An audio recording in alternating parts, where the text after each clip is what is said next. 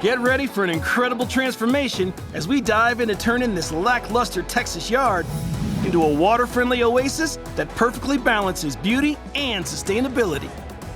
Welcome to your new front yard. Oh, wow.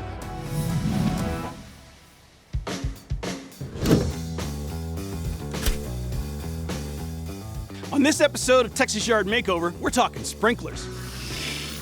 How to use them correctly, when to water, how to water, and how to program that controller. Sprinkler systems are a convenient way to water your yard, but many people aren't using them correctly or making repairs. Let's talk about the best ways to get the most out of your system while using the least amount of water. It all starts here at the controller. Most controllers are pretty simple to program. Take a few minutes to familiarize yourself with your particular controller by reading the manual or finding videos on the internet from the manufacturer. Set your controller to water twice a week max during the summer. That's all you need. Really? Yeah. Check with your city or water provider to see if there are any particular days for you to schedule.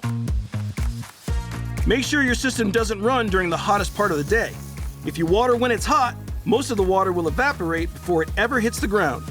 Set your controller to water before 10 a.m. or after 6 p.m. Early morning or middle of the night is best for start times during the summer.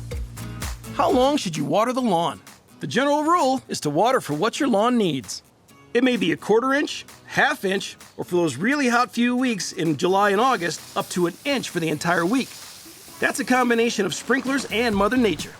If it recently rained an inch, you can skip a week and not water at all. If it rained a half an inch, you may just need to add a quarter inch later in the week. Try to customize your watering schedule each week based on the needs of your lawn. When you do water, you want water to soak into the soil and not run off down the street. We recommend the cycle and soak method.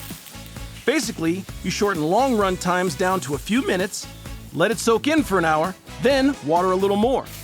Many controllers can automate this process for you. One more thing, the most important setting on your controller is the off button. You don't have to water because it's your day. Turn the system on only when you need it, and always turn it off if there's rain. And sign up for weekly watering advice or Water My Yard. They are free at waterisawesome.com. Every Monday, you'll get an email or text message telling you how much to water your lawn based on recent weather and rainfall data. It's a big help for figuring out how much to water each week. Keep watching Texas Yard Makeover for more tips on how to have a great yard and still save water, because water is awesome.